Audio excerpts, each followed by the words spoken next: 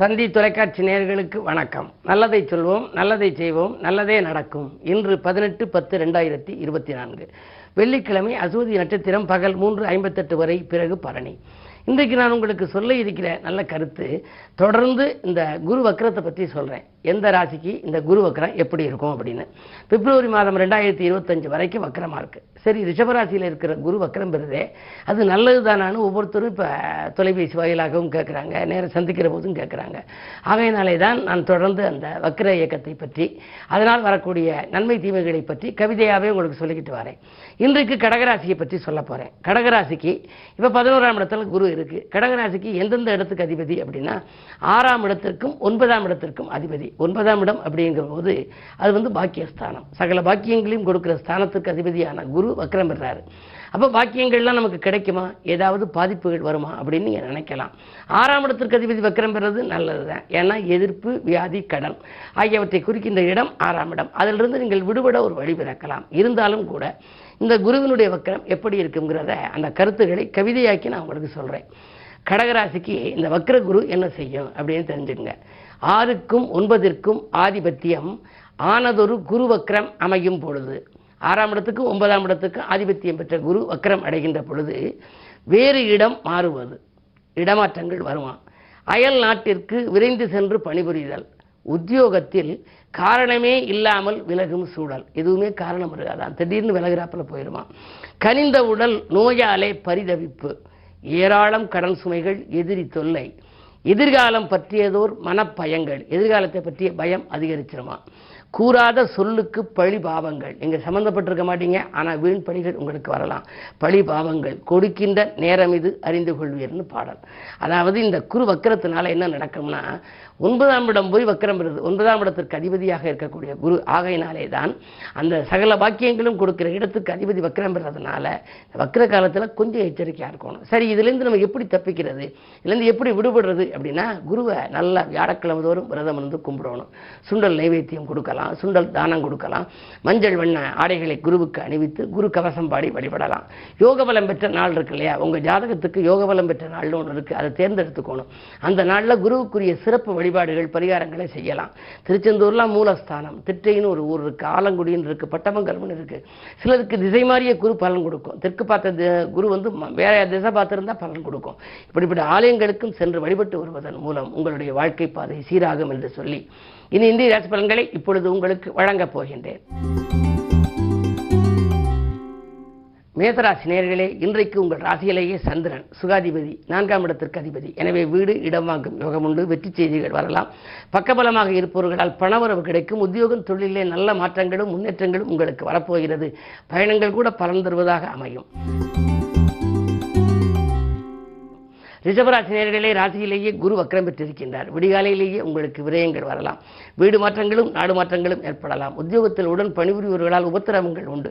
எதையும் சமாளிக்கும் ஆற்றல் உங்களுக்கு இருக்கும் காரணத்தால் சமாளித்து விடுவீர்கள் என்றாலும் கூட சில சமயங்களில் மனச்சங்கடங்கள் வரலாம். சிக்கல்களிலிருந்தும் சிரமங்களிலிருந்தும் விடுபட நீங்கள் வழிபாடுகளை முறையாக மேற்கொள்வது நல்லது.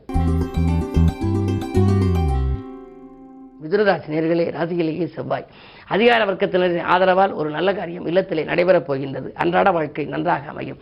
அருகில் இருப்பவர்கள் உங்களுக்கு நல்ல வாய்ப்புகளை எல்லாம் வரவழைத்து கொடுப்பார்கள். வாங்கல் கொடுக்கல்கள் சரளமாக இருக்கலாம். புதிய தொழில் தொடங்கும் திட்டங்கள் நிறைவேறும். உத்தியோகத்தில் கூட நீங்கள் கேட்ட சலுகைகள் உங்களுக்கு கிடைக்கும். கடகராசி நேயர்களே, உங்களுக்கெல்லாம் அஷ்டமத்து சனியின் ஆதிக்கம் மேலோங்கி இருக்கிறது. நினைத்தது நிறைவேறுவதில் அரிது. அது மட்டுமல்ல, அலைபேசி வழியில் வரக்கூடிய தகவல் அதிர்ச்சி தரக்கூடியதாக கூட இருக்கலாம். அதிகார பதவியில் உள்ளவர்களின் ஆதரவு குறையும். பகையின் காரணமாக சில நல்ல வாய்ப்புகளை இழக்க நேரிடும். பிறரிடம் ஒப்படைத்த பொறுப்புகள் நடைபெறாமல் போகலாம். பிறருக்கு பொறுப்பு சொல்லி வாங்கி கொடுத்த தொகையாலும் பிரச்சனைகள் வரலாம். பிள்ளைகளையும் நெருப்பிடித்துக் கொள்வது நல்லது. என்ன இருந்தாலும் திட்டமிட்ட காரியங்கள் திசை மாறி செல்லும். இன்றைக்கு கிழமை வெள்ளி என்பதனாலே அருகில் இருக்கும் ஆலயம் சென்று அம்பிகையை வழிபடுவது நல்லது. சிம்மராசி நேயர்களே, உங்களுக்கெல்லாம் கண்டகச்சனியின் ஆதிக்கம். கண்டகச்சனி என்றால் பயந்து விட வேண்டாம். ஆரோக்கிய தொல்லைகள் கொடுக்கும்.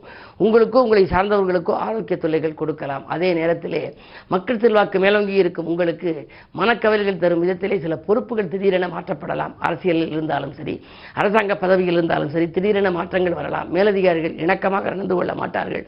ஒரு சிலருக்கு பதவி உயர்வு வருவது போல இருந்து அது கடைசி நேரத்தில் கை நழுவி செல்லலாம். குரு 10ல் இருக்கின்றார். 10ல் இருக்கும் குரு வக்கரமாக இருப்பதனாலே பிள்ளைகளை கொஞ்சம் உங்கள் மேற்பார்வையில் வைத்துக் கொள்வது நல்லது. சில பிரச்சனைகளுக்கு உட்பட நேரிடும். என்ன இருந்தாலும் இன்று மிக மிக கவனத்தோடு செயல்பட வேண்டிய நாள். கன்னிராசி நேயர்களே, உங்களுக்கு இன்று சந்திராஷ்டமம். எதையும் நீங்கள் நிதானித்து செய்ய வேண்டும். திட்டமிட்ட காரியங்கள் திசை மாறி செல்லும். எதிரிகளின் தொல்லை மேலோங்கும். அருகில் இருப்பவர்களின் அனுசரிப்பு குறையும். பண தேவைகள் பூர்த்தியாவது அரிது. ஒரு கடனை அடைக்க மற்றொரு கடன் வாங்கும் சூழல் கூட உருவாகலாம். உத்தியோகத்தில் உள்ளவர்கள் சக பணியாளர்களின் தொல்லைக்கு ஆளாக நேரிடும். மேலதிகாரிகள் உங்களுக்கு பொறுப்புகளை கூடுதலாக கொடுப்பார்கள். நீங்கள் எவ்வளவுதான் திறமையானவராக இருந்தாலும் உங்கள் திறமைக்குரிய அங்கீகாரம் கிடைக்காது. வழிபாடுகள் உங்களுக்கு வளர்ச்சியை கொடுக்கும். துலாம் ராசி நேயர்களே, புத ஆதித்ய யோகம் இருக்கிறது. இது ஒரு பொன்னான யோகம். பொருள் சேர்க்கை உண்டு. நினைத்தது நிறைவேறுவதில் இருந்த தடைகள் அகலும். அரசு வழியில் ஏற்ற சலுகைகள் உங்களுக்கு கிடைக்கலாம். அரசு வேலைக்கு முயற்சித்தவர்களுக்கு அது கூட கைகூடலாம். சில புதுமைகளை செய்து மற்றவர்களை ஆச்சரியத்தில் ஆழ்த்துவீர்கள். அஷ்டமத்தில் குரு இருப்பதனாலே அலைச்சல் இருந்தாலும் ஆதாயம் உண்டு. விருச்சிக ராசி நேயர்களே, ராசியிலேயே சுக்கிரன். புதிய ஒப்பந்தங்களில் கையெழுத்திட்டு மகிழும் நாள். போன் மூலம் பொன்னான தகவல் உங்களுக்கு வரலாம். முன்னேற்ற பாதையில் இருந்த முட்டுக்கட்டைகள் அகலும். கண் ஏற்படும் விதத்தில் உங்கள் முன்னேற்றம் வரப்போகின்றது. கைகளிலே பணப்புழக்கம் அதிகரிக்கும். ஏனென்றால் உங்களுக்கு ராசியிலேயே சுக்கிரன் குரு பார்க்கின்றார். குரு சுக்கிர பார்வை இருப்பதனாலே திட்டமிடாமல் கூட சில காரியங்கள் வெற்றி பெறலாம். அது மட்டுமல்ல, கல்யாண கனவுகளும் நனவாகலாம். கடமையில் இருந்த தொய்வு அகலும். பொருளாதாரம் பணம் பல வழிகளிலும் வந்து பைய நிரப்பப் போகிறது. இந்த நாள் நல்ல நாள். தனுசு ராசி நேயர்களே, உங்களுக்கு 7லே செவ்வாய். தைரியமும் தன்னம்பிக்கையும் அதிகரிக்கும். போட்டிகளுக்கு மத்தியில் வெற்றி கிடைக்கும். பொருளாதார நிலை திருப்திகரமாகவே இருக்கும். சொத்துக்கள் வாங்குவது விற்பது பற்றி யோசிப்பீர்கள். உதிரி வருமானங்களும் உங்களுக்கு உண்டாகலாம். 10ல் கேது இருப்பதால் பழைய தொழிலை கொடுத்துவிட்டு புதிய தொழில் தொடங்கலாமா என்று சிந்திப்பீர்கள். பொது வாழ்வில் இருப்பவர்களுக்கு நல்ல பொறுப்புகள் கிடைக்கும். மகர ராசி நேயர்களே, உங்களுக்கெல்லாம் இன்று விமர்சனங்களால் வேதனை அடையும் நாள். மற்றவர்களை விமர்சிப்பதன் மூலம் வேதனைகள் வரலாம். 7ரை சனி இருக்கிறது. ஏதேனும் 1-2 மற்றவர்களை பற்றி நீங்கள் விமர்சனம் செய்திருந்தால் அதனால் விளைவு சிக்கல்களும் பிரச்சனைகளும் உருவாக்கி கொண்டே இருக்கும். உத்தியோகத்தை பொறுத்தவரை மேலதிகாரிகள் இணக்கமாக நடந்து கொள்ள மாட்டார்கள். பண வரவு உங்களுக்கு வந்தாலும் கூட செலவுகள் அதிகமாகவே இருக்கும். எனவே பொருளாதாரத்தில் நெருக்கடி உண்டு. 3லே ராகு இருப்பதால் சர்க்கிள்கள் உங்களுக்கு வந்து கொண்டே இருக்கும். வாங்கிய சொத்துக்களாலும் சிலருக்கு பிரச்சனைகள் வரலாம். அதே நேரத்தில் 2ல் இருக்கும் சனி வக்கர இயக்கத்தில் இருப்பதனால் யாருக்கும் வாக்கு கொடுத்தால் ஒரு கணம் சிந்தித்து கொடுப்பது நல்லது. கும்பராசி நேயர்களே, உங்களுக்கு ஜென்மச்சனி வக்கரமாக இருக்கின்றார். எனவே நீங்கள் எதையும் சிந்தித்து செய்ய வேண்டும். உத்தியோகத்தை பொறுத்தவரை நீங்கள் எவ்வளவுதான் உழைத்தாலும் உழைப்புக்கேற்ற பலன் கிடைக்காது.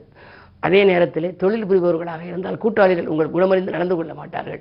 அவர்கள் பிரிந்து கொள்வதாகவும் எங்களுக்கு பிரித்து விடுங்கள் என்று சொல்லியும் அச்சுறுத்துவார்கள். உடல் ஆரோக்கியத்திலும் தொல்லைகள் வரும். ரண சிகிச்சைகள் கூட ஏற்படலாம்.